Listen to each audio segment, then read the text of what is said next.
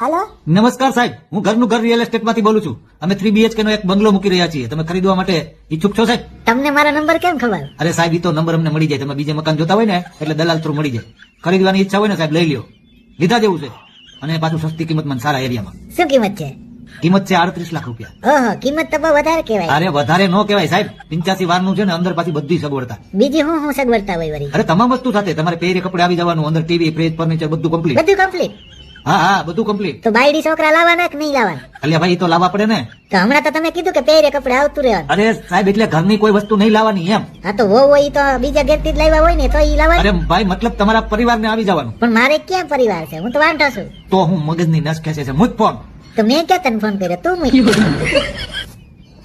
આવા ને આવા હવારમાં ભટકી જાય. પેલો કોલ થઈ ગયો, આજે આખો દિવસ બગડશે. હાલો, નમસ્કાર સાહેબ, હું